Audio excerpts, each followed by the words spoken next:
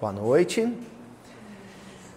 Vamos continuar então nosso estudo do Evangelho de Mateus, sequenciado, sistematizado, versículo por versículo, nunca pulamos versículo nenhum, né? Desde que começou o estudo aqui. E hoje nós vamos ter um evento inédito aqui no Humildinho. Eu já vou avisar de antemão. O versículo de hoje, ele é tão importante, que ele consegue ser condensado. Todas as palavras do versículo todo, elas conseguem ser condensadas no sentido de uma única palavra que aparece no versículo e que a gente vai estudar. Essa palavra é tão significativa na história do cristianismo, na história da espiritualidade profunda na Terra, que nós vamos pela primeira vez, nesses quase 6 anos de episódio, de estudo, né? Mais de 1 ano de registro em vídeo, pela primeira vez nós vamos permanecer 2 semanas no mesmo versículo. Isso já aconteceu, mas não para estudar palavras diferentes. Nós já ficamos aqui, tem registrado inclusive alguns episódios que nós ficamos 3 semanas, né, dona Joana? No mesmo versículo. Só que a cada semana a gente olhando uma palavra diferente. Pela primeira vez nós vamos ficar 2 semanas estudando uma única palavra. Mas eu deixei de sobreaviso uma terceira reunião, um terceiro episódio da série, caso a gente sinta que está rendendo. Então vocês podem participar, fazer perguntas, o pessoal gosta. Ainda não criamos um sistema aqui de captação de áudio para pegar todo o salão, para todo mundo poder participar e aparecer na internet. Mas eu repito a pergunta para o pessoal de casa. Então, aproveitem, porque eu imagino que essas 2 semanas ou 3 serão semanas muito, muito ricas. Extremamente ricas. E eu suspeito disso, e estou fazendo essa introdução, porque a preparação do estudo, a organização do estudo, com a equipe que prepara comigo o estudo, foi muito emocionante, foi muito comovente. Tá certo? E que versículo é esse tão esperado? O pessoal do salão já está vendo ele no quadro, de casa vai ver aqui no cantinho da tela, Mateus capítulo 10, versículo 38. E quem não toma a sua cruz e não segue atrás de mim, não é digno de mim. Quem não toma a sua cruz e não segue atrás de mim, não é digno de mim. Algumas traduções, não segue após mim, depois de mim. Então nós vamos pedir para a Juju colocar agora o versículo aqui no cantinho, já destacando a palavra, não é da noite, a palavra das próximas reuniões. Cruz. A palavra-chave que nós vamos explorar, analisar de todas as maneiras, com todos os recursos, é a palavra cruz. Tá bom? Primeira observação, então, sobre a palavra cruz. É um dos casos mais exuberantes de referência cruzada. Referência cruzada é um termo bem específico para quem estuda o Evangelho a fundo, que é quando você tem aquela mesma menção, ou aquele mesmo versículo, com algumas variações em outros livros do Novo Testamento ou da Bíblia toda. Entendeu? Isso é referência cruzada. Então, por exemplo, quando Jesus cita alguma coisa dos profetas, e você procura e descobre que aquilo que Jesus falou já tinha sido citado por Isaías ou por Daniel, isso é uma referência cruzada. Então, é muito importante, então, para quem vai estudar Evangelho, e eu estou muito feliz porque eu tenho tido notícias maravilhosas de grupos de estudo do Evangelho, que já existem muitos no Brasil todo, os NEPs, né? Núcleo de Estudo e Pesquisa do Evangelho, mas alguns adotando a metodologia específica do Humildinho. Então, uma dica que eu dou para o pessoal, façam um levantamento das chamadas referências cruzadas. Para esse versículo, por exemplo, querem ver que coisa curiosa? A gente está estudando hoje 10:38, não é?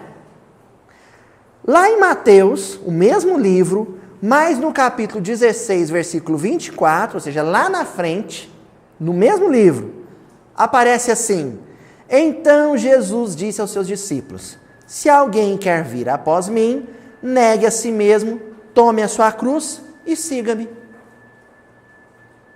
No mesmo livro, só que lá no capítulo 16, versículo 24, aparece praticamente o mesmo versículo.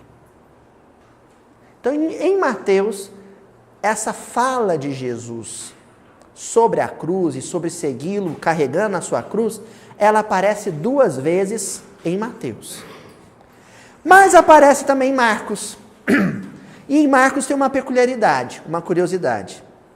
Marcos capítulo 8, versículo 34. Quase coincidência, hein? Aqui em Mateus capítulo 10, versículo 38, lá versículo 34. Por 4 versículos não coincide ser o mesmo versículo. Chamando a si a turba, juntamente com seus discípulos, disse-lhes: se alguém quer seguir após mim, negue a si mesmo, tome a sua cruz e siga-me. Em Marcos. Com uma curiosidade.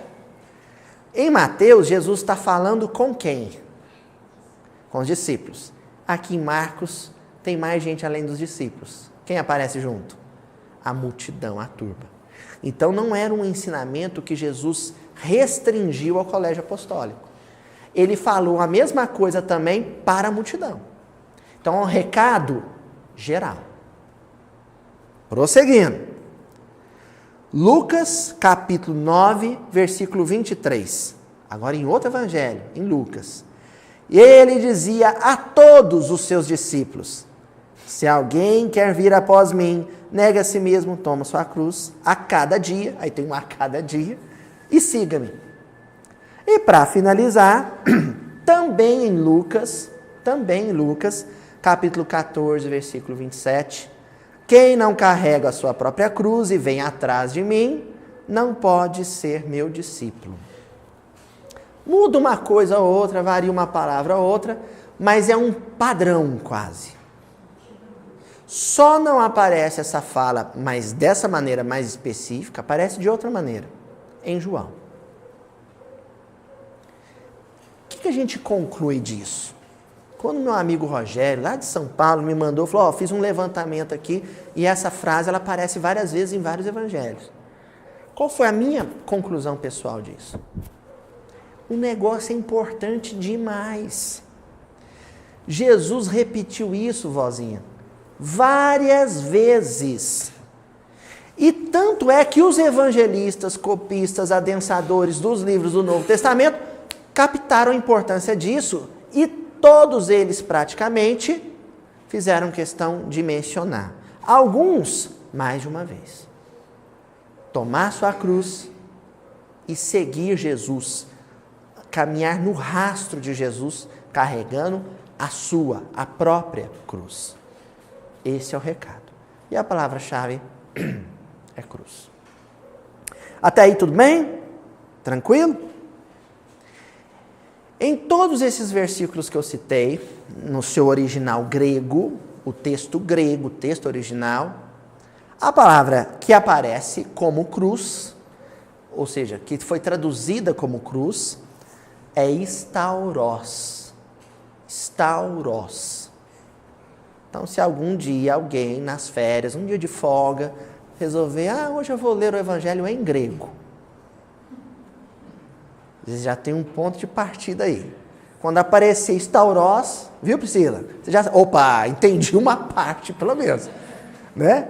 É cruz. Eu não sabia disso, aprendi isso com a irmã Ilha, viu, gente? Stauros é cruz. Agora, o curioso é que essa palavra, stauros, que genericamente nos textos bíblicos escritos em grego significará cruz, ela descende de um radical grego, de uma palavra raiz. Então ela é fruto de uma palavra raiz, que é stau. E stau, é lógico, o dicionário Strong, por exemplo, onde a gente foi encontrar isso, ele traz muitas significações, muitas simbologias, muitos sentidos possíveis desse radical, mas a gente vai sintetizar ele da seguinte maneira. Stau quer dizer aquilo que aparece de pé, verticalmente, e exposto para várias pessoas, para que muitos observem. Isso é o radical. É uma palavra que significa isso. Aquilo que é exposto para muitas pessoas, verticalmente, de pé. Por isso é que a palavra stauros, que é cruz, vai descender desse radical. Porque basicamente o que acontece numa crucificação? A crucificação, gente, é a chamada punição exemplar. É aquela execução que ela é uma execução que tem que demorar mesmo. Lá é 6 horas de martírio, 12 horas de martírio, depende da resistência do prisioneiro, às vezes nem 1 hora. Mas o sujeito ele é posto pendurado, de pé, para ficar exposto para um grupo. Quem precisa ficar aterrorizado. Então, a crucificação é um processo de execução que tem por objetivo atemorizar ou aterrorizar a plateia, a assembleia, a comunidade, a praça pública inteira. Stauros diz respeito especificamente ao processo de crucificação. É por isso que eu falei do radical, para a gente ter certeza de que não tem outro sentido, entendeu? De que quando se compôs o texto grego, não se talvez quisesse dizer uma coisa, mas quando traduziu em português, saiu como cruz? É cruz mesmo, tá? Quem criou a cruz, o objeto de execução, o instrumento de flagelo, foram os fenícios. Foram os fenícios os que tiveram a trágica ideia, a lamentável ideia, porque, claro, gente, o projeto de um instrumento de flagelação só passa pela cabeça de uma mente doentia. Sabe? Uma mente iluminada, um coração conectado com Deus, não para agora e vou planejar um jeito de fazer alguém sofrer. Então esse coração infeliz, fenício, que talvez depois para resgatar o processo desencarnou da mesma maneira, né? Vai saber? Ele desenvolveu um instrumento de flagelação que os gregos se apropriaram dele para processos de execução e depois Roma, como copiou basicamente tudo da cultura grega, até as piores coisas, também se apropriou. Então, é uma criação fenícia greco-romana. A cruz. A cruz é um instrumento de flagelação. Não existia outra utilização para esse instrumento. Só esse. Flagelar. Torturar. Executar o prisioneiro, ou o escravo, ou o malfeitor da forma mais dolorosa, cruel possível. Por isso que na justiça romana, no direito romano, a pior forma de execução, a mais cruel, a mais dolorosa, reservada só para os facínoras, era a crucificação. Entendeu? Então os romanos eles tinham um repertório, sabe? Um cardápio de processos de execução para o malfeitor. O pior era a cruz. A cruz, gente, ela mata por asfixia, mas asfixia lenta, porque ela comprime tanto o diafragma que ela inibe a movimentação do pulmão. Então, aquela respiração curtinha, o esgotamento sanguíneo, o frio, principalmente no Oriente Médio, depois das 5 da tarde, a temperatura cai a 0, pressão do prisioneiro, do executado, abaixa, e ele vai morrendo lentamente, com muita dor, muita fadiga, muita exaustão, muito sofrimento. Certo? Então, só o pior criminoso de Roma era executado na cruz. Sabemos isso já? Mas deixa eu perguntar um negócio para vocês. Jesus falava, quer dizer, talvez falasse, né? Acho que falava. Falava todos os idiomas. Mas com os discípulos, ele conversava em grego. Hein? Qual idioma que Jesus conversava com os discípulos? Hã? Gente, mas só tem erudito aqui, é impressionante, né? Que é isso? Que turma! O hebraico era a língua litúrgica, era a língua do sacerdote, a língua do Shabat, do sábado, que se falava nas sinagogas. Mas a língua do dia a dia, a língua da feira, a língua da porta da padaria, era o aramaico. Certo? Então a gente tem que pensar primeiro isso. Quando Jesus disse esse versículo, ele não disse para os discípulos staurós. Ele não usou essa palavra. Ele usou uma palavra possivelmente hebraica com seu correspondente quase idêntico no aramaico. Porque hebraico e aramaico é bem próximo. É como o português e o espanhol, para vocês entenderem. Tá bom? Qual é a palavra que Jesus utilizou quando foi falar com os discípulos? Ninguém sabe. Ninguém sabe. Ou melhor dizendo, e para o pessoal que conhece um pouco de hebraico e aramaico em casa, não se assuste. Existem sim, duas palavras que normalmente são utilizadas para designar cruz e crucificação. Só que o que a gente não sabe, não tem como ter certeza, é qual das duas palavras ele empregou na fala com os discípulos. Isso não dá para saber. E talvez, gente, como ele falou o mesmo versículo várias vezes, ele tenha usado palavras diferentes em ocasiões diferentes. As palavras são duas. A primeira delas é tzlav.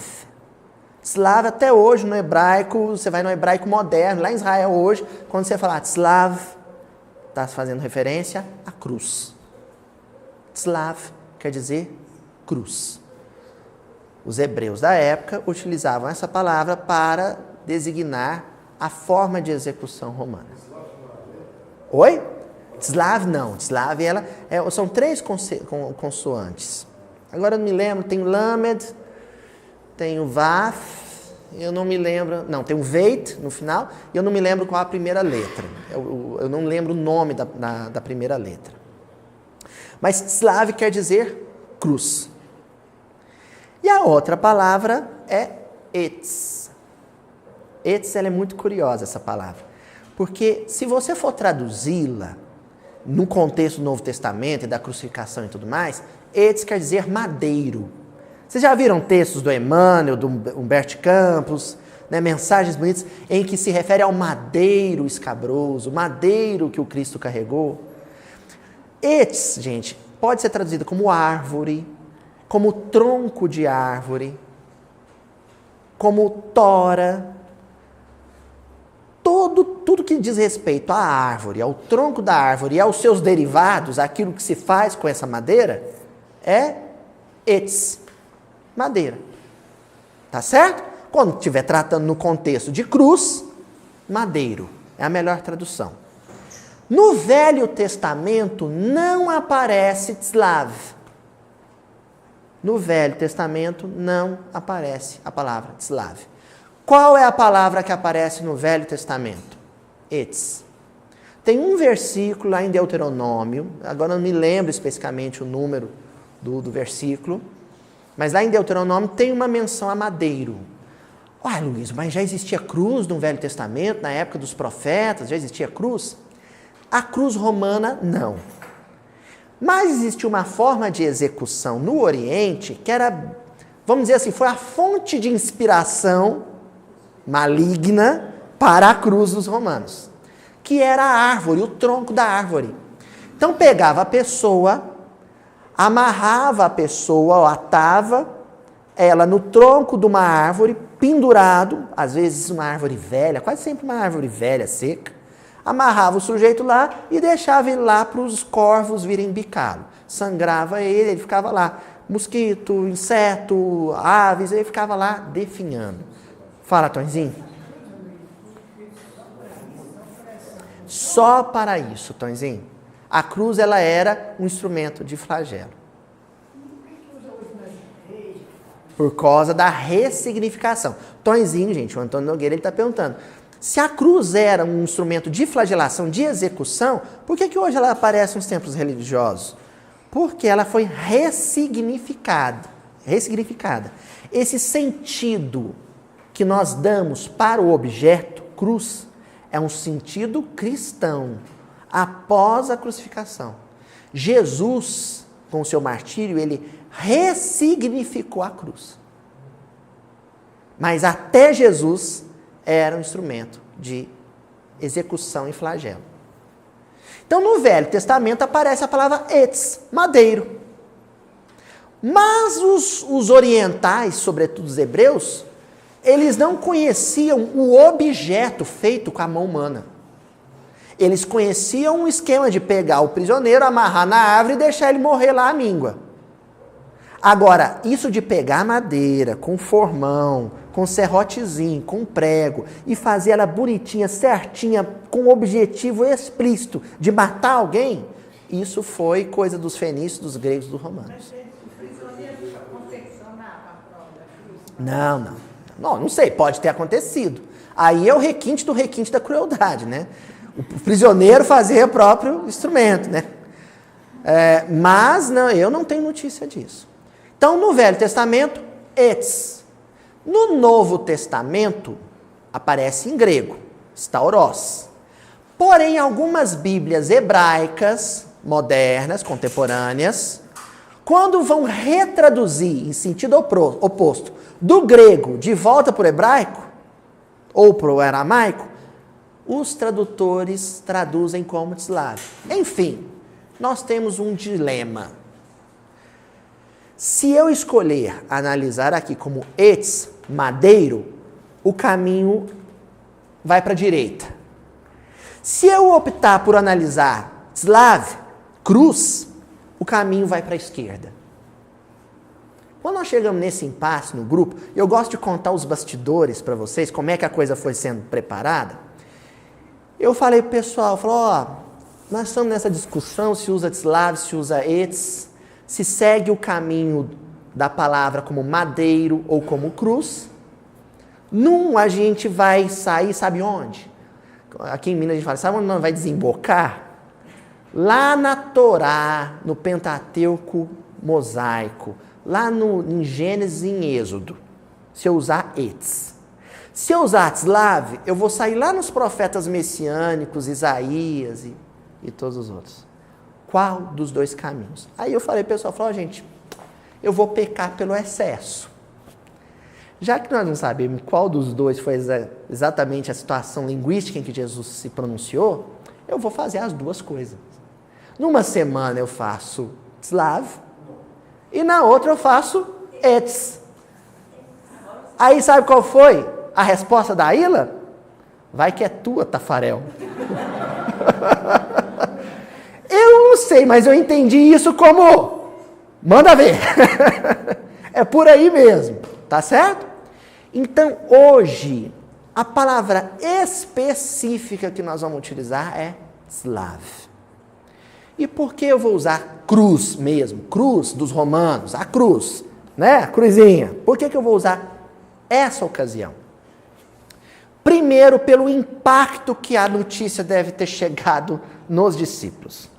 Gente, para vocês sentirem, é o único jeito, me desculpa, vai ser um mal-estar danado, mas é didático.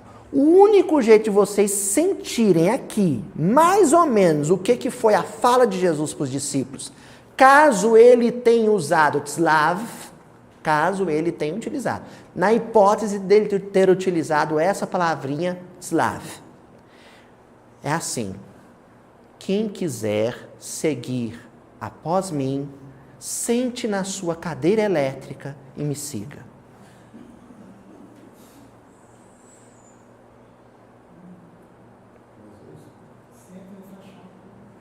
Vocês entenderam? A cruz, para os romanos, era a cadeira elétrica para os Estados Unidos, por exemplo. Alguém suportaria ver aqui uma execução por cadeira elétrica? é uma crucificação. É para vocês terem uma noção do horror, o horror que se passou pelo coração dos discípulos. Agora eu vou agravar a situação. Uma coisa é eu dizer para vocês assim, olha gente, sinto muito, mas os profetas estavam certos, eu vou deixar esse mundo de uma maneira dolorosa e eu vou ser crucificado. O impacto já é o tcharam. Agora outra coisa é eu falar assim, e vocês também. E vocês também. Fala, dona Joana. Condenação. E é o que eu estou falando. A semana que vem, quando a gente for trabalhar usando etes, a hipótese de etes, o caminho é outro. Mas hoje é cruz mesmo. Então, quando Jesus falou da crucificação com os discípulos, se ele usou a palavra tslav, os discípulos entenderam direitinho. Os discípulos falaram, opa, ele está falando da crucificação dos romanos e mais. Quer dizer que ele vai ser condenado e nós também, como criminosos terríveis. A senhora entendeu? E a coisa é tão forte que Jesus não falou isso só para os discípulos. Falou isso também para a multidão. Então foi um impacto muito grande. Deve ter sido uma choradeira. Ó, gente, é uma comissária, um comandante, durante o voo, sobrevoando o Oceano Atlântico, dizendo, estamos caindo. Ai, Jesus! Sentiram o drama? Sentiram? Foi o mesmo impacto. Aí o serviço falou assim, não, retorno, 500 metros, né? Não, e alguém ali que sentiu isso, sabe o que começou a fazer de fininho, seu Adelmo? Sair de fininho e falou, opa, se o trem vai ser feio assim. Nós estamos trabalhando com a hipótese do tslav. É possível que ele tenha sido diretão assim mesmo. Nesse caso, gente, isso coincide, sabe com o quê? Com o Velho Testamento. Com os livros proféticos, os livros sapienciais. Por exemplo, em Salmos. Quando a gente pega um Salmo de Davi, por exemplo, Salmo 22, o versículo 16, olha o que ele diz. Cães me cercam, uma súcia de malfeitores me rodeia, transpassaram-me as mãos e os pés. Isso está num salmo. E é significativo isso, porque a figura de Jesus era constantemente associada a quem do Velho Testamento? Qual rei? O rei Davi. Jesus nasce em Belém, a cidade de Davi. Então, nesse momento, quando Davi escreve esse salmo, ele está basicamente fazendo uma profecia. E a profecia é muito explícita, porque ela faz referência a transpassar mãos e pés, crucificação. Depois, em Isaías, capítulo 53 de Isaías, é a descrição profética mais fidedigna da crucificação de Jesus. Olha o que Isaías diz, lá no versículo 12 do capítulo 53. Foi contado com os transgressores, contudo, levou sobre si o pecado de muitos. Ó, levou sobre si. E entre malfeitores, Jesus é crucificado com 2 ladrões. E leva a cruz até... Isso sim, viu, mãe? Todo condenado tinha que carregar até o local de execução a sua cruz. É muito forte isso, gente. Olha, quando o Gladstone, inspiradamente, o Gladstone Lage fez a letra para o time musical de Senhor das Estrelas, hoje nós cantamos ela aqui, o poeta tem essa capacidade de sentir, né? Ele sentiu a força desse momento. Imagina você falar para o sujeito, tá vendo aquela cadeira elétrica? Pega ela, carrega nas costas e põe lá porque eu vou te eletrocutar. É muito forte isso. Luiz, mas será? Bom, gente, A profecia já sugere. Isaías, o Salmo, Oséias, por exemplo, são profetas que sugerem como ia ser o desencarne de Jesus. Mas também a literatura espírita. Então, quando a gente vai lá no capítulo 21 do livro Boa Nova, nós temos um capítulo que se chama A Lição da Vigilância.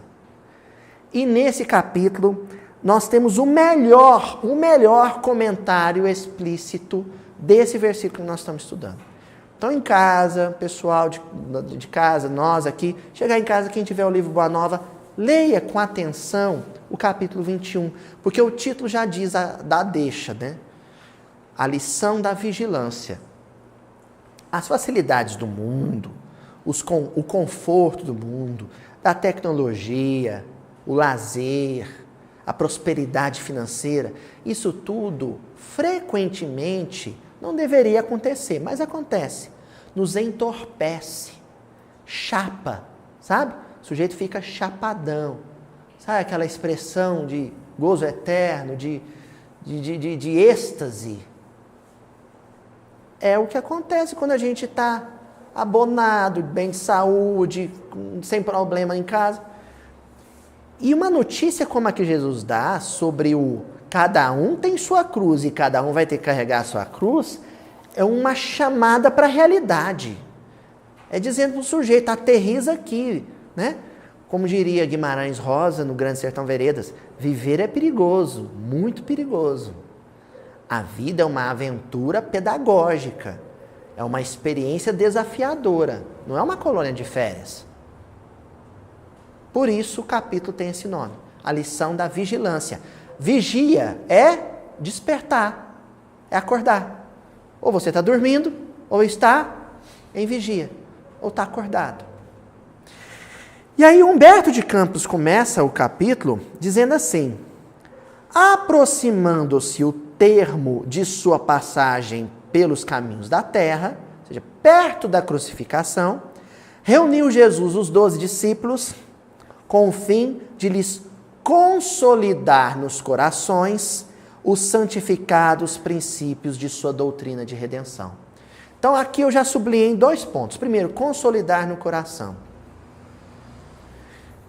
Gente, às vezes nós temos o pessoal em casa que acompanha pela internet, aqui no salão, cérebros brilhantes, poderosos, capazes de decifrar códigos linguísticos extremos, mas completamente analfabetos quando a necessidade é ler coisas que são dirigidas ao sentimento. Então, uma fala como essa que está no quadro aqui, gente, não foi dita para o cérebro, não foi dita para ser processada racionalmente. Jesus disse algo que deveria tatuar, gravar com caractere de fogo a mensagem da Boa Nova no coração. No coração. E esse versículo, e aqui está no texto do Humberto de Campos, é algo que traz os princípios de sua doutrina de redenção. É um princípio elementar. Essa palavra cruz, depois que Jesus a ressignificou, Tonzinho, depois da crucificação, ela é um pendrive. Igual que a minha avó desceu no centro da cidade, gastou metade da aposentadoria dela para comprar um super pendrive, porque ela queria todos os miudinhos num único pendrive. Ela nem sabia o que era pendrive, eu tive que explicar primeiro. Ela falou, então nessa coisinha eu vou ver todos os vídeos. Eu falei, vai, vó. Ela foi lá e comprou. Não sei quantos gigabytes tem o pendrive dela. É um mega super HD. Eu não entendo não, mas é um negócio, quanto que é, Ju, o pendrive dela? 32 megas, né? Giga. 32 giga. É isso aí. Viu, vó? A palavra cruz é esse pendrive da minha avó. Toda a informação da mensagem do Evangelho e da vida de Jesus está condensada em 2 palavras. Ou você usa um pendrive ou usa o outro. Uma palavra é manjedoura, a outra é cruz. A forma como Jesus chegou ao mundo físico e a forma como ele se despediu do mundo físico sintetiza a mensagem do Evangelho. Completamente.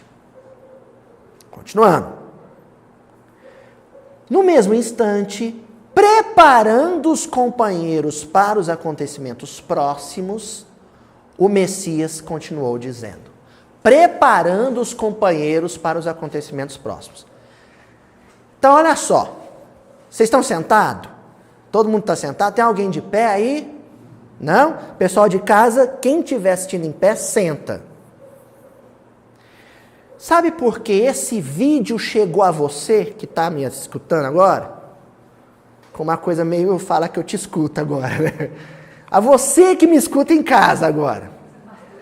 O pessoal aqui, sentado no salão. Sabe por que vocês vieram nessa reunião hoje?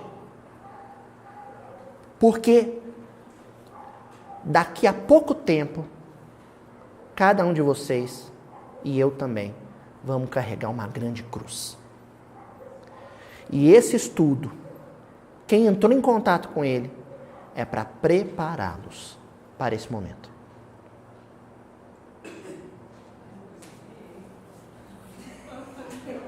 Gente, você está andando na calçada da rua, aí na sua frente, na calçada, tem uma mensagenzinha com um texto do Emmanuel.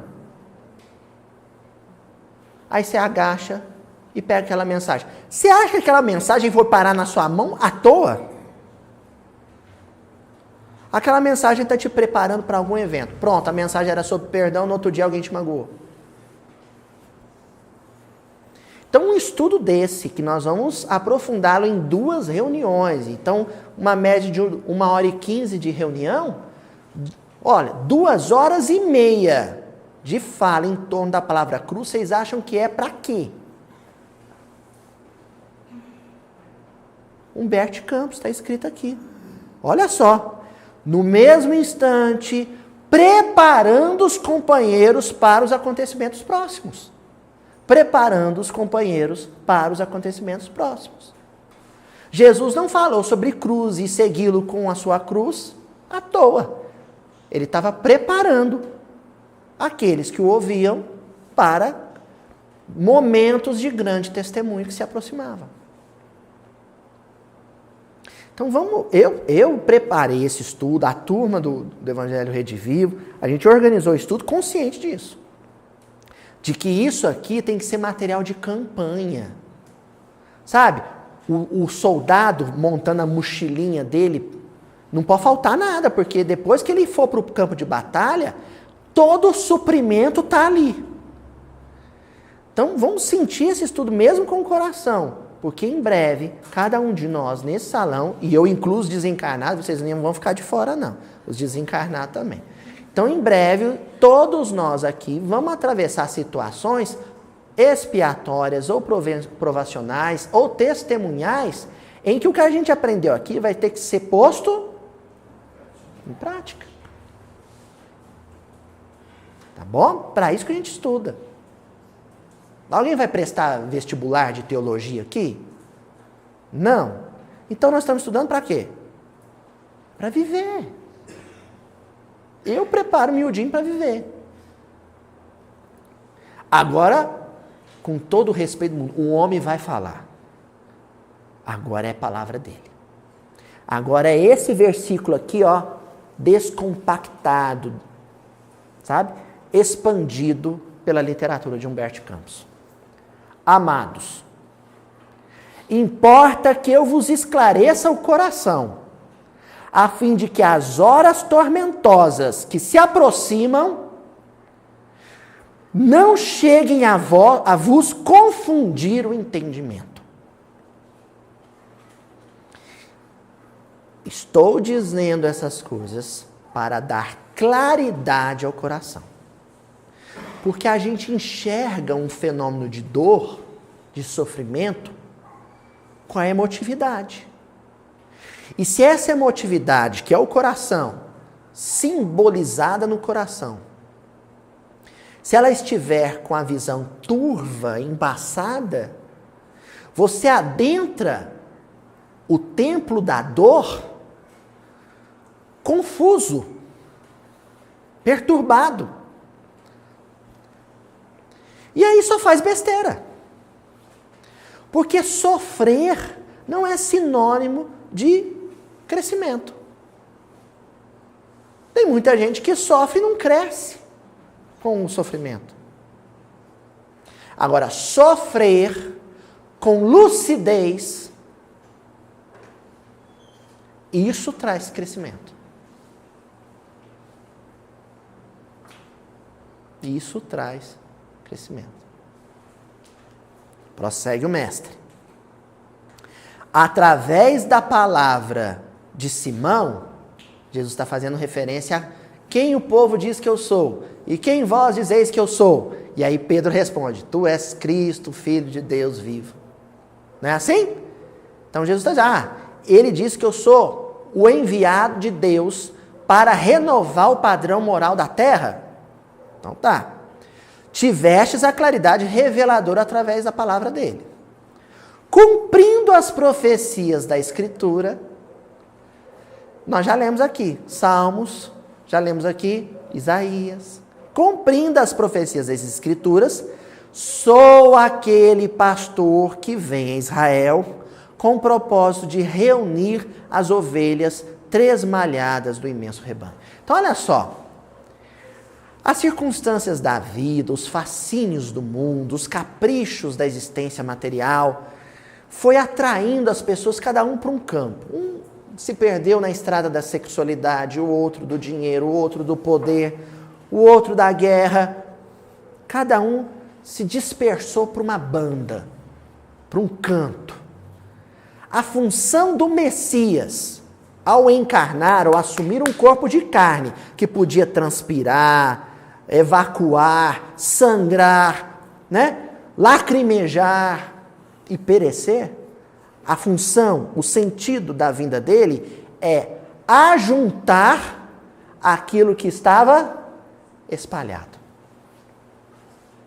Reunir num só redil todas as ovelhas transviadas, perdidas.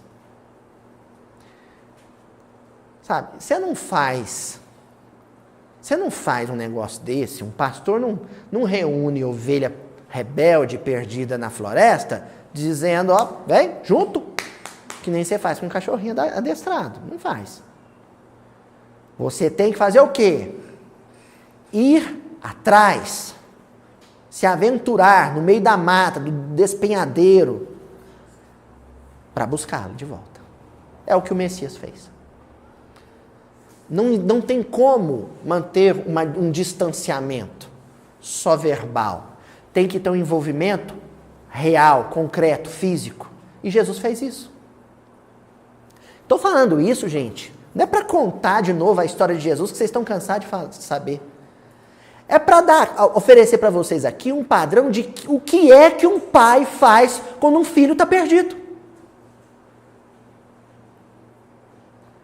Gente, um pai amoroso, com um filho viciado, entra dentro de uma boca de tráfico para buscar o filho. É ou não é? Jesus fez isso. Você não salva ninguém, sabe, por telepatia. Não. Tem que se envolver, que se entregar, que se lançar ao sofrimento ao sofrimento solidário, lado a lado, junto. Venho buscar as dracmas perdidas, o tesouro de nosso Pai. E qual o pergureiro que não dá testemunho de sua tarefa ao dono do redil? Qual o pastor que não prova a sua competência, arriscando a própria vida para resgatar uma ovelha que se perdeu? O pastor competente é esse. E Jesus é o mais competente de todos os pastores. Como é que é, Sadel? Tem muito cristão que não acredita. Né? Tem muito cristão que não acredita. Né? O Sadel está comentando aqui, gente. Mas ainda tem algumas pessoas, judeus, assim, por exemplo, que não acreditam que era ele. Tem muito cristão que não entendeu. Às vezes, Sadel, reverencia Jesus liturgicamente, mas não entendeu o que ele veio fazer aqui. Não entendeu. Ó, agora é forte. É indispensável, pois, que eu sofra. Indispensável. Indispensável. É indispensável que eu sofra. Não tardará muito o escândalo que me há de envolver em suas malhas. Então, escândalo vem do grego escandalon, que é armadilha. Sabe, rede? A rede é uma armadilha, é um escandalon. As malhas da rede. Então, Jesus falou, o mal vai lançar as suas redes, as suas malhas, a sua armadilha sobre mim, e eu vou me deixar aprisionar por amor. Eu vou permitir que isso aconteça. Aí, gente, eu estava refletindo sobre isso, eu lembrei de libertação. Não é? O André Luiz, a equipe toda do nosso lar que vai lá para resgatar o Gregório, eles entregaram a mão e falaram, me algema, leva. Se deixaram ser presos, colocados num calabouço para salvar um. Não tem jeito de amar alguém sem sofrer com esse alguém. Não é sofrer por causa de alguém. Sofrer por causa de alguém é autopreservação. É quando há algo nesse alguém que te incomoda, que te irrita. Entendeu? Ou você é vítima da ignorância dele. Não é isso. É sofrer com. Ou seja, um sofrimento que não é seu, é dele. Ele está sofrendo, mas você abraça junto, solidariamente, para que ele suporte o sofrimento. Compaixão. Bom, prossegue. Faça mister o cumprimento da palavra dos grandes instrutores da revelação dos céus que me precederam no caminho. Está escrito que eu padeça e não fugirei ao testemunho. Olha, está escrito. Há tanto tempo, Isaías, 700 e tantos anos antes. Por quê, gente? Porque tinha que preparar o povo. Era um evento, a crucificação foi um evento tão significativo, tão forte para a transformação do coração humano, que o povo, o espírito popular, precisou ser preparado com 700, 1000 anos de antecedência. 1000 anos. As 12 tribos de Israel caminhavam no deserto, caminhou no deserto 40 anos, se estruturando em blocos. E se alguém tivesse a visão aérea dessas tribos, você sabe qual que é a visão que você teria? Como que elas se organizavam? Na forma de cruz. 1200 anos antes de Jesus. O espírito popular foi preparado para o evento.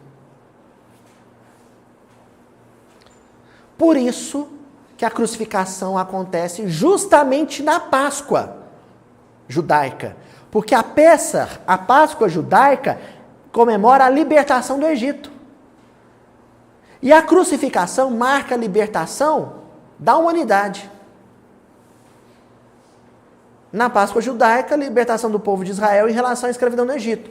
E na Páscoa cristã é a libertação do espírito humano daquilo que o escraviza. Querem ver uma coisa? Havendo pequena pausa na sua locução, Filipe aproveitou-a para interrogar emocionado. Então, Filipe lá em Brasília, Dona Joana, Filipe lá em Brasília mandou um abraço para ele. É lá em Brasília, não é? Mandou um abraço para o Filipe, que gosta tanto de estudar sobre Filipe. Então, Filipe faz a seguinte pergunta para Jesus: Mestre, Como pode ser isso? Se sois o modelo supremo da bondade, o sofrimento será então um prêmio às vossas obras de amor e sacrifício? Talvez alguém esteja aqui pensando agora, mas espera aí, eu saio da minha casa, deixei de assistir a novela que começou agora muito boa, quando passar o vídeo vai estar acabando. Como é que é o nome da novela nova? Ninguém sabe aqui. Que bom! Né? Então o sujeito sai de casa, deixa de ver a novela, deixa de passear com a família, vem aqui, senta no banco, fica ouvindo esse gordinho 1h15 sem parar, e depois eu ainda vou ter que enfrentar uma cruz. Isso vai contra a lógica humana. Da lógica humana, se você é bonzinho, você não é castigado.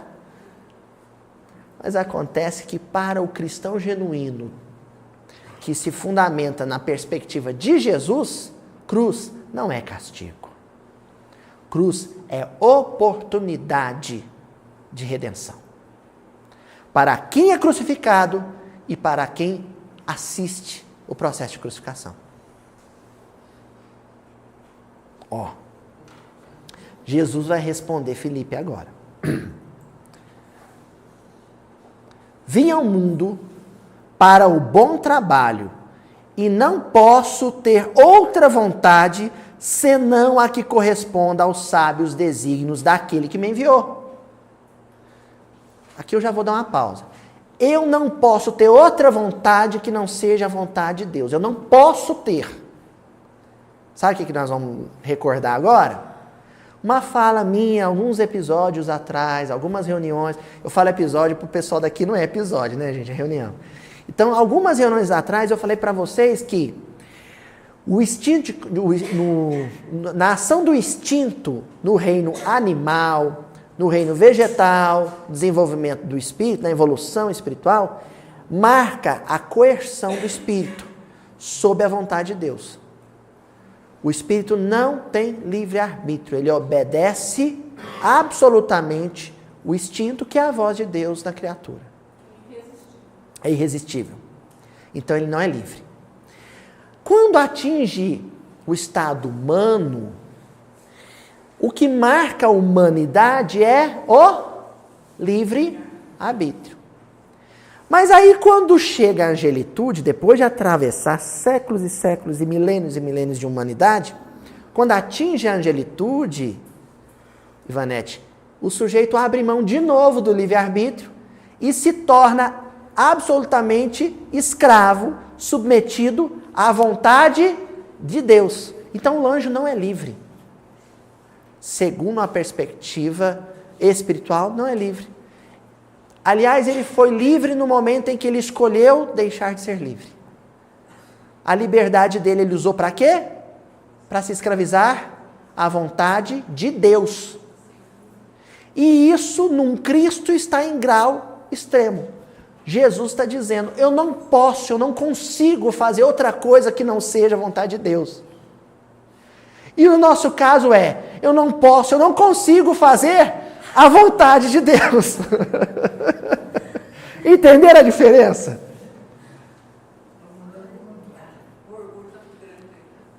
A gente diz assim, eu só consigo fazer a minha vontade. Toda a nossa movimentação no mundo, na Terra, é para atender o capricho pessoal. Sabe qual é a palavrinha que resume isso? Egoísmo. É a palavra que define isso. Então, Jesus se confessa aqui escravo de Deus. Para quê? Ele mesmo responde. Além de tudo, minha ação se dirige aos que estão escravizados no cativeiro do sofrimento, do pecado e da expiação. Gente, é muito genial isso. Ele fala assim, olha, eu não consigo fazer outra vontade que não seja do meu Senhor, porque eu sou escravo. E eu me escravizei para libertar vocês da escravidão. Eu me escravizei a Deus para libertá-los da escravidão com o mundo. Eu me fiz escravo para que vocês sejam livres. E ao se tornarem livres, vocês decidam ser escravos. Olha só, gente. Eu fico muito empolgado, quer dizer, é muito bonito. Olha, instituindo na terra a luta perene contra o mal, tenho de dar o legítimo testemunho dos meus esforços. Eu vim para instituir na terra a luta perene contra o mal. Nós já estudamos isso aqui umas semanas atrás. Eu vim para trazer a espada, a guerra e não a paz. É isso. A luta perene contra o mal. Onde? Externamente? Internamente. Sabe por quê, gente? Quando o Emmanuel diz que o amor de Jesus nos constrange, ele está dizendo que a crucificação se torna um paradigma tão forte para a gente, que todas as vezes que a gente vai realizar uma vontade pessoal, a gente se lembra que Jesus só realizou a vontade divina. E se estabelece em nós um processo conflituoso, crítico, de crise. É a guerra. É a guerra em mim.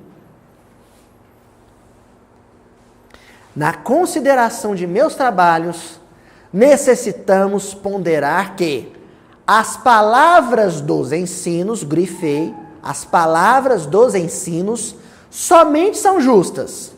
Esse somente aí já é tudo, né?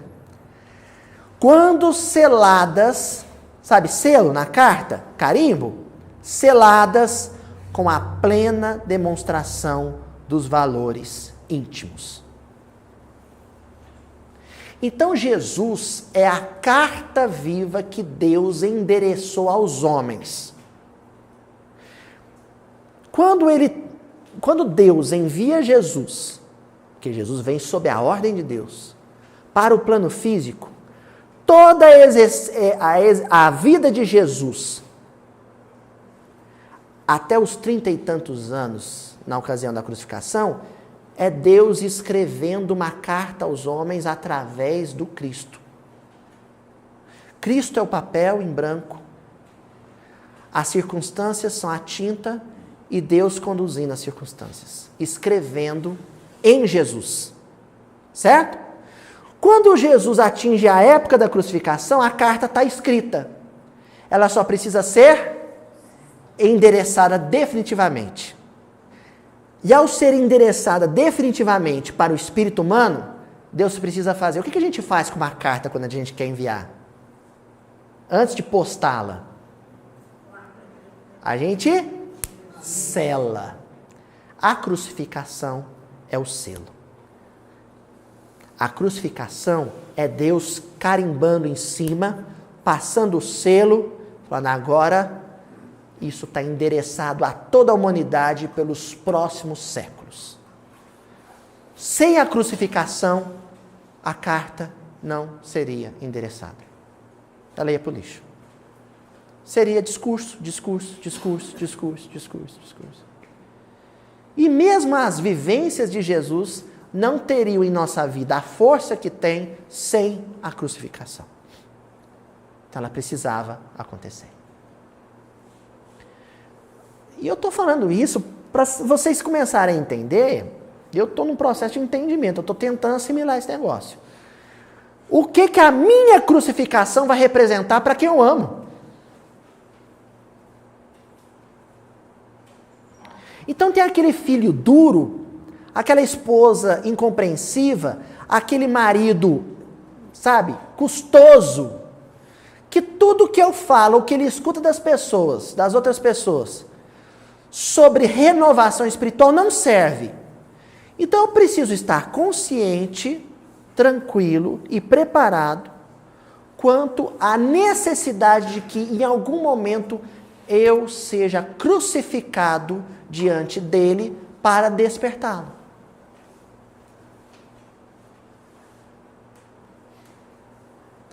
Vai ser preciso que eu sofra.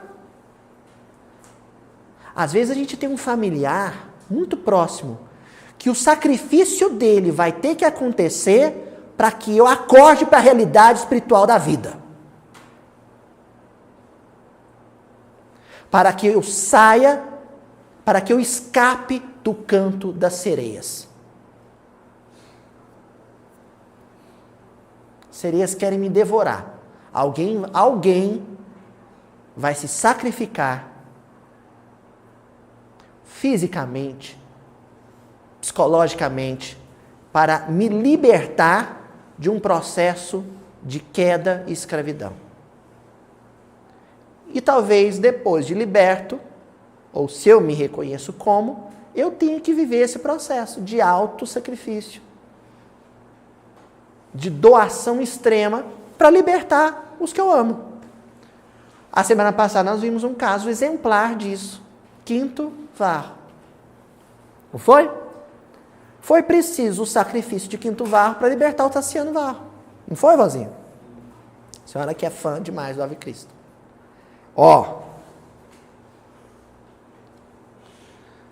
Isso é muito forte. Na consideração de meus trabalhos, necessitamos ponderar que as palavras dos ensinos somente são justas quando seladas com a plena demonstração de valores humanos.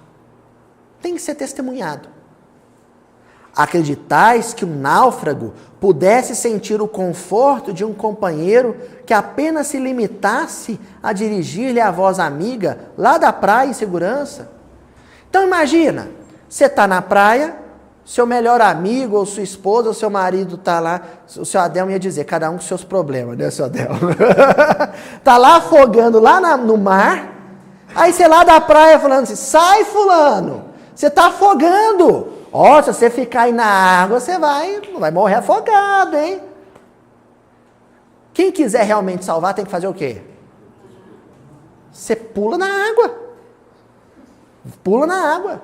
Vai lá. Abraçá-lo. Se arrisca. Você se arrisca, se entrega. Não preocupa se a água vai ter gelada, não. Não preocupa. Quem ama não fica, né? Espera aí, tô indo salvar. Deixa eu ver se a temperatura tá boa. Não vou não, o mar tá muito agitado. É assim? Quem ama, processa assim? Não. Quem ama fala, espera aí, aguenta, luta aí que eu tô indo buscar um salva-vidas. É assim. Eu lembro de um caso bonito lá em Belo Horizonte. A mãe e o filho estavam passando uma pinguelinha, o filho desequilibrou, caiu no rio. Um lago, não sei. A mãe não sabia nadar. Ela pulou, nadou, salvou o filho. E não sabia nadar. Foi movida por quê? Por amor. Para salvá-la será indispensável ensinar-lhe o melhor caminho de livrar-se da voragem destruidora. Nunca tão só com exortações, com blá blá blá, mas atirando-se igualmente às ondas, partilhando dos mesmos perigos e sofrimentos. Com blá blá blá, com mimimi, ninguém salva ninguém. Se alguém está perdido, você tem que caminhar retamente na frente dele, à vista dele, para que ele tenha um paradigma, um padrão orientativo para poder se libertar. Eu não tenho especificamente e diretamente como libertar alguém da sua cegueira espiritual, mas eu tenho como funcionar como guia. A minha vida pode ser referencial na vida de outro. O fardo que sobrecarrega os ombros de um amigo será sempre mais agravado em seu peso se nos pomos a examiná-la, muitas vezes guiados por observações inoportunas. Se alguém já carrega o fardo de um vício, gente, se eu começo, você vai para um umbral, né? Você está danificando o seu perispírito com esse vício. Você torna aquele fardo mais pesado. Eu simplesmente vivo sem o vício na frente de quem tem o vício. E isso deve bastar. Só isso. É assim que funciona a evolução humana. O processo de cooperação de um indivíduo para com o outro. É assim. Você vive de forma reta, digna, na frente de quem tem uma vida torta. E ele, com recursos próprios, vai endireitando o caminho dele. baseado, né, pautado no seu. Os apóstolos entreolharam-se surpresos e o Messias continuou: agora vem o golpe. Não esperais por triunfos que não os teremos sobre a terra de agora.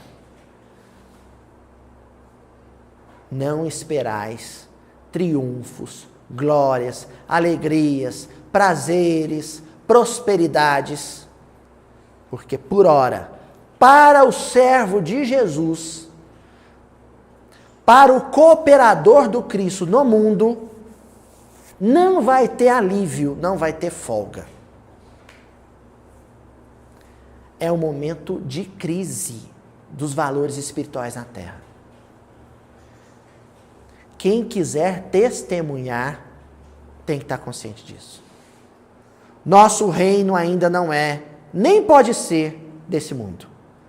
Por essa razão, em breves dias, não obstante as minhas aparentes vitórias, entrarei em Jerusalém para sofrer as mais penosas humilhações. Os príncipes dos sacerdotes me coroarão a fronte com suprema ironia, coroa de espinhos. Serei arrastado pela turba como um simples ladrão. Foi crucificado com 2 ladrões. Cuspirão nas minhas faces, dar-me-ão fel e vinagre, e deram. Quando manifestar sede, para que se cumpram as Escrituras. Então, olha só que curioso. 700 anos antes de Jesus, um profeta disse: o Messias vai ter que sofrer um processo de humilhação e flagelação pública para plantar no coração do homem a mensagem do Evangelho. Aí Jesus, ao seu tempo, disse que haveria tempos em que os cristãos, os servos do Evangelho, os seus discípulos, teriam que carregar a própria cruz para segui-lo. E isso aconteceria para que o Evangelho, ora plantado, então se consolidasse. Se Jesus teve que sofrer para que se cumprisse a profecia do profeta, nós teremos que vivenciar nossos processos de dor para que se cumpra a profecia do Cristo. Entendeu? Então não tem outra alternativa. Não no nível de conhecimento e bagagem espiritual que nós temos hoje. Daria para escapulir, sabe, Diego? Daria para escorregar para o lado assim, se a gente não soubesse tanto.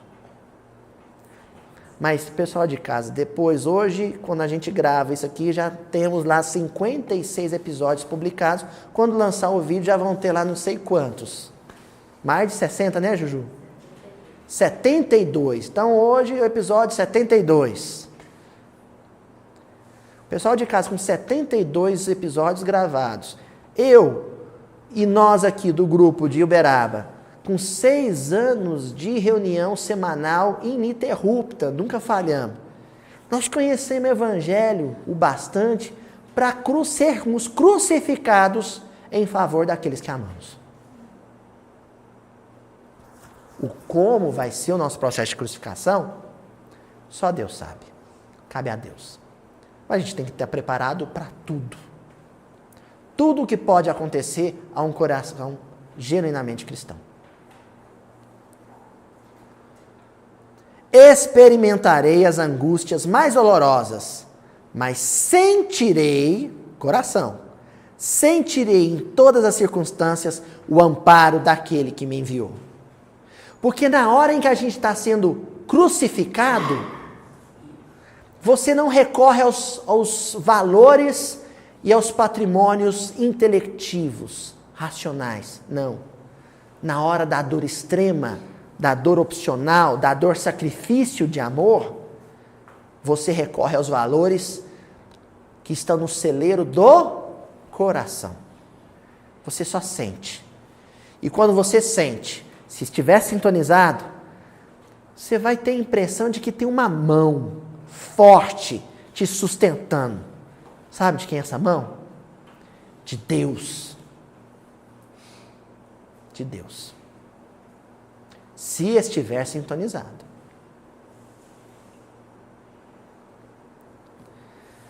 Nos derradeiros e mais difíceis testemunhos, terei meu espírito voltado para o meu amor e conquistarei com o sofrimento a vitória sagrada. O espírito voltado para o meu amor. Foco. Quando você está atravessando uma situação de muito sofrimento, se você se volta para tudo que está no exterior, você se perde. Então você tem que buscar o seu amor por aquela pessoa dentro de você, focar nele. Sabe? Pôr os olhos naquele ponto central e não se desviar. E não perder o foco, que é o seu amor. Seu amor pelo filho, seu amor pela esposa, seu amor pelo marido, seu amor pelo amigo, seu amor pelo irmão, pelo neto, pelo malfeitor. Você se prende apenas no ato de amar e não se desvia disso. Porque ensinarei aos meus fortes, aos menos fortes, a passagem pela porta estreita da redenção. Ensinarei aos menos fortes, aos fracos, como é que se fica forte. Revelando a cada criatura que sofre o que é preciso fazer, a fim de atravessar as cenas do mundo, demandando as cidades eternas do plano espiritual. Revelarei. Revelação. Então a gente está acostumado a associar revelação a livro, discurso, profecia, não é? Aqui Jesus inaugura um novo padrão de revelação. A revelação que chega aos olhos dos homens através do sofrimento de um puro, de um justo. Porque não tem sofrimento mais impactante para a alma do pecador do que o sofrimento de quem não tem pecado. E foi o que aconteceu com Jesus. O mestre calou-se comovido. A pequena assembleia deixava transparecer sua surpresa indefinível, sem compreender a atitude das advertências divinas. O que Humberto Campos está dizendo aqui? Nós encerramos. Que quando Jesus disse esse versículo que está no quadro, o João olhou para o Pedro olhou para o João, o André olhou para o Tiago, e um cutucou o outro e falou assim: estou entendendo é nada.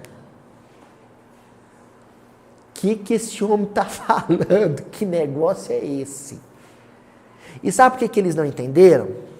Porque o processo de crucificação, ele se dá após 3 etapas. Aliás, o processo de iluminação pela crucificação se dá após 3 etapas. É assim. Vamos pegar Pedro como padrão. Primeiro, Pedro ouviu de Jesus: serei crucificado e você será também.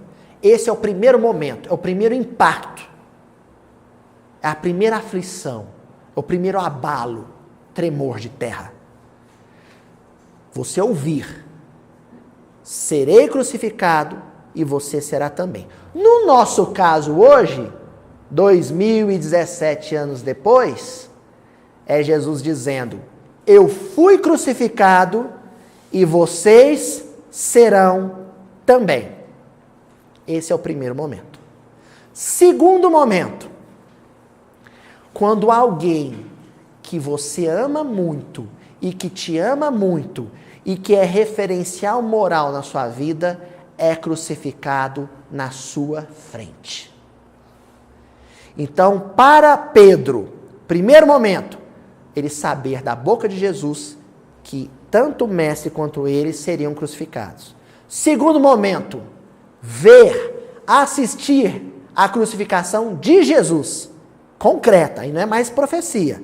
Ela aconteceu perante os olhos de Pedro. Vocês imaginam o impacto que isso foi para ele, gente? Porque depois que Jesus falou, acho que Pedro falou: não, será? Acho que o mestre é muito dramático. Ele está exagerando. Coisa não é assim, não. Quando ele viu Jesus ser crucificado, foi o cumprimento de parte da profecia. Qual que é a segunda parte? A crucificação dele. Aí ele falou, opa, o negócio é sério mesmo, ai. É o segundo impacto.